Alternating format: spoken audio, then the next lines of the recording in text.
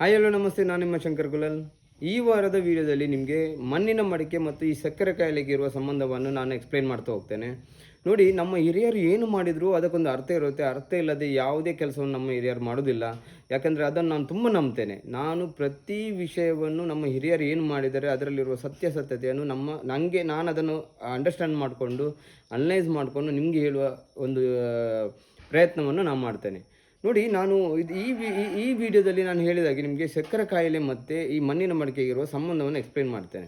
ನೋಡಿ, ಈ ಹಿಂದಿನ ಕಾಲದಲ್ಲಿ ಸಕ್ಕರೆ ಕಾಯಿಲೆ ಅಂತ ಹೇಳೋದು ಒಂದು ಊರಲ್ಲಿ ಒಬ್ರಿಗೂ ಇಬ್ರಿಗೂ ಇರ್ತಿತ್ತು. ಬಟ್ ಇವಾಗ ಏನಾಗಿದೆ ಅಂತ ಹೇಳಿದರೆ, ಮನೆಯಲ್ಲಿ 6 ಮಂದಿ ಇದ್ದರೆ ಅಟ್ಲೀಸ್ಟ್ 4 ಮಂದಿಗೆ ಈ ಕಾಯಿಲೆ ಹರಡ್ತಾ ಉಂಟು. ಇದಕ್ಕೆ ಕಾರಣ ಏನು? ಹೌದು, ಎಲ್ಲರೂ ಹೇಳುವ ಹಾಗೆ ಇದು ಲೈಫ್ ಸ್ಟೈಲ್ ಡಿಸೀಸ್. ನಾವು ಅಧಿಕ ಒತ್ತಡದಿಂದ, ನಾವು ಹೈ ಪ್ರೆಷರಿಂದ ಕೆಲಸ ಮಾಡಿದಾಗ ನಮಗೆ ಶುಗರ್ ಎನ್ನುವ ಕಾಯಿಲೆ ಬರ್ತಾಯಿದೆ. ಒಂದು ಕಡೆಯಿಂದ ಅದು ಸತ್ಯ. ಇನ್ನೊಂದು ಕಡೆಯಿಂದ ನಾವು ಒಂದು ವಿಷಯವನ್ನು ಮರೆತಿದ್ದೇವೆ, ಒಂದು ವಿಷಯವನ್ನು ನಾವು ಬಿಟ್ಟಿದ್ದೇವೆ. ಅದನ್ನು ನಾನು ಈ ವಿಡಿಯೋದಲ್ಲಿ ನಾನು ಎಕ್ಸ್ಪ್ಲೇನ್ ಮಾಡ್ತೇನೆ. ನೋಡಿ, ಇಂದಿನ ಕಾಲದಲ್ಲಿ ಈ ಶುಗರ್ ಎನ್ನುವ ಕಾಯಿಲೆ ತುಂಬ ಕಡಿಮೆ ಅಂತ ಹೇಳಿದೆ. ಯಾರು ಸಿರಿವಂತರಿದ್ದರು, ಯಾರು ಫಾರಿನಿಂದ ಈ ಮೆಟಲ್ ಪ್ರಾಡಕ್ಟನ್ನು ತಂದು ಮನೆಯಲ್ಲಿ ಈ ಕುಕ್ಕಿಂಗ್ ಮಾಡಿ ಊಟ ಮಾಡ್ತಿದ್ರು, ಅಂಥ ಮನೆಯಲ್ಲಿ ಮಾತ್ರ ಈ ಶುಗರ್ ಎನ್ನುವ ಕಾಯಿಲೆ ಇರ್ತಿತ್ತು. ಯಾರ ಮನೆಯಲ್ಲಿ ಮಣ್ಣಿನ ಪಾತ್ರೆ ಇತ್ತು, ಅದರಲ್ಲಿ ಅಡುಗೆ ಮಾಡ್ತಿದ್ರು, ಅದರಲ್ಲಿ ಪದಾರ್ಥ ಮಾಡ್ತಿದ್ದು, ಅದನ್ನು ಮಾಡುವಾಗ ಅದನ್ನು ಮಾಡಿ ತಿಂದವರ ಮನೆಯಲ್ಲಿ ಈ ಶುಗರ್ ಎನ್ನುವ ಕಾಯಿಲೆ ಕಡಿಮೆ ಇತ್ತು. ಓಕೆ, ಇಲ್ಲಿ ಬಡವರು ಮಿಡಲ್ ಕ್ಲಾಸ್ ಜನಗಳು ಈ ಮಣ್ಣಿನ ಪಾತ್ರೆಯಲ್ಲಿ ಮಾಡಿ ಊಟ ಮಾಡಿ ಕೆಲಸನೂ ಮಾಡ್ತಿದ್ರು. ಸಿರಿವಂತರು ಮೆಟಲ್ ಪ್ರಾಡಕ್ಟಲ್ಲಿ ಊಟ ಮಾಡಿ ಅವರು ಕೂಡ ಕೆಲಸ ಮಾಡಿದ್ರೆ ಅಟ್ಲೀಸ್ಟ್ ಒಂದು ವಾಕಿಂಗ್ ಆದರೂ ಮಾಡ್ತಿದ್ರು. ಬಟ್ ಇದು ಹೇಗೆ ಜಾಸ್ತಿ ಆಗ್ತಾ ಇದೆ ಅಂತ ಹೇಳಿದರೆ, ನೋಡಿ, ಒಂದು ವಿಷಯವನ್ನು ನಾವು ಅಂಡರ್ಸ್ಟ್ಯಾಂಡಿಂಗ್ ಮಾಡಬೇಕು.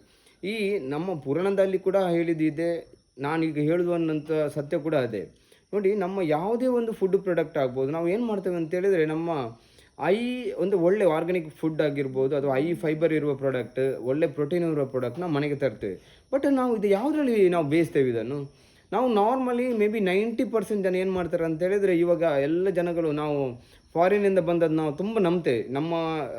ನಮ್ಮ ಇಂಡಿಯಾದಲ್ಲಿ ನಮ್ಮ ಏನು ಪೂರ್ವಜರು ಅಥವಾ ಹಿರಿಯರು ಏನು ಮಾಡಿಟ್ಟು ಹೋಗಿದ್ದಾರೆ ಅದನ್ನು ನಾವು ನಂಬದೇ ಇಲ್ಲ. ಆ್ಯಕ್ಚುಲಿ ಇದರಲ್ಲೇ ಇರುವ ಸತ್ಯವನ್ನು ನಾವು ನಂಬಿದರೆ ನಮಗೆ ಇಂಥ ಯಾವುದೇ ಕಾಯಿಲೆ ನಮಗೆ ಬರುವುದಿಲ್ಲ. ನೋಡಿ, ನಾನು ಹೇಳಿದಾಗೆ, ನೋಡಿ, ಒಳ್ಳೆ ಪ್ರಾಡಕ್ಟನ್ನು ನಾವು ಹೈ ಪ್ರೋಟೀನ್ ಹೈ ಫೈಬರ್ ಇರುವ ಪ್ರಾಡಕ್ಟನ್ನು ನಾವು ಮನೆಗೆ ತಂದು ನಾವೊಂದು ಬೇಯಿಸಿದ್ರೆ ಅದರಲ್ಲಿ ನಾವು ಮೆಟಲ್ ಪಾತ್ರೆಗಳನ್ನು ಯೂಸ್ ಮಾಡ್ತೇವೆ.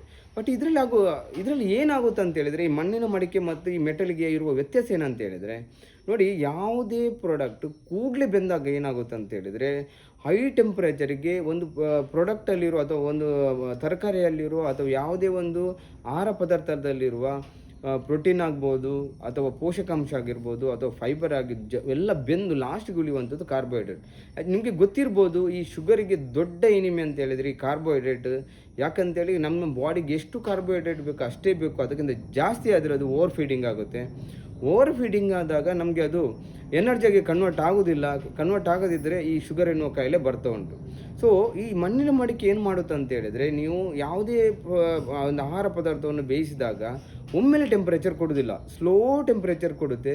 ಸ್ಲೋ ಟೆಂಪರೇಚರ್ ಕೊಟ್ಟಾಗ ಏನಾಗುತ್ತೆ ಅಂತ ಹೇಳಿದರೆ, ಆಹಾರ ಪದಾರ್ಥದಲ್ಲಿರುವ ಪ್ರೋಟೀನ್ ಆಗ್ಬೋದು, ಫೈಬರ್ ಆಗ್ಬೋದು, ಎಲ್ಲವೂ ಅದರಲ್ಲೇ ಇರುತ್ತೆ. ಅದು ಕಾರ್ಬೋಹೈಡ್ರೇಟ್ ಆಗಿ ಕನ್ವರ್ಟ್ ಆಗೋದಿಲ್ಲ.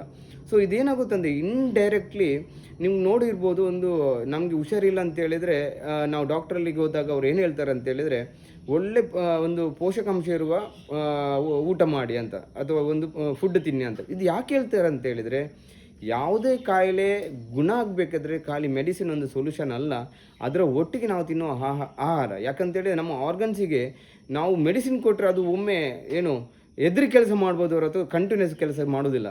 ಅದಕ್ಕೆ ನಾವು ಏನು ಮಾಡಬೇಕಂತೇಳಿ, ಧೈರ್ಯ ಕೊಡುವಂಥ ಒಳ್ಳೆ ಪ್ರೋಟೀನ್ ಇರುವಂಥ, ಒಳ್ಳೆ ಫೈಬರ್ ಇರುವಂಥ, ಒಳ್ಳೆ ಪೋಷಕಾಂಶ ಇರುವ ನಾವು ಆಹಾರವನ್ನು ತಿನ್ನಬೇಕು. ಆವಾಗ ಯಾವುದೇ ಕಾಯಿಲೆ ಆಗ್ಬೋದು ಆಹಾರದಿಂದನೇ ಗುಣ ಆಗುತ್ತೆ, ಯಾವುದೇ ಕಾಯಿಲೆ ಮೆಡಿಸಿನಿಂದ ಗುಣ ಆಗೋದಿಲ್ಲ. ಸೊ ನಾನು ಇದರಲ್ಲಿ ಹೇಳಿದಾಗೆ, ನಿಮಗೆ ಮಣ್ಣಿನ ಪಾತ್ರೆಗಳು ಏನು ಮಾಡುತ್ತೆ ಅಂತ ಹೇಳಿದರೆ, ಈ ಆಹಾರದಲ್ಲಿರೋ ಎಲ್ಲ ಪೋಷಕಾಂಶಗಳನ್ನು ಹಾಗೆ ನಮಗೆ ಇಡುತ್ತೆ. ಅಂದರೆ ಈ ಮೆಟಲಲ್ಲಿ ಏನಾಗುತ್ತೆ ಅಂದರೆ ಅದು ಜಾಸ್ತಿ ಫೈರಿಂಗ್ ಆಗಿ ಬೆಂದೋಗುತ್ತೆ.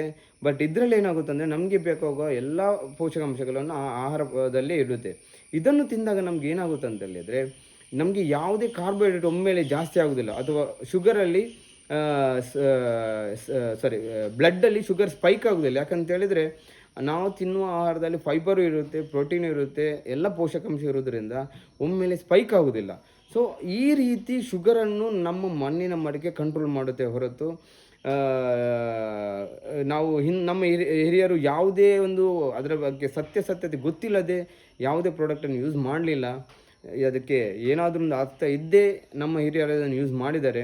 ನಾನು ಹೇಳೋದಿಷ್ಟೇ, ನಾವು ಆದಷ್ಟು ನಮ್ಮ ಇಂಡಿಯನ್ ಕಲ್ಚರ್ಗೆ ನಾವು ಕನ್ವರ್ಟ್ ಆಗಬೇಕು. ನಾವು ಫಾರಿನ್ ಕಲ್ಚರ್ ನಮಗೆ ಬೇಡ. ಯಾಕಂದರೆ ನೀವು ನೋಡ್ಬೋದು, ಈ ಡಯಾಬಿಟಿಕ್, ಹಾರ್ಟ್ ಅಟ್ಯಾಕ್ ಅಂತ ಎಷ್ಟು ಕಾಯಿಲೆ ನಮಗೆ ಫಾರಿನರ್ಸ್ಗೆ ಬರ್ತಿದೆ, ಇವಾಗ ನಮ್ಮ ಇಂಡಿಯನ್ಸ್ಗೆ ಬರ್ತಿದೆ. ಅದರಲ್ಲೊಂದು ಈ ಒಂದು ವಿಷಯ ಕೂಡ ಒಂದು ಇನ್ವಾಲ್ವ್ ಆಗಿದೆ.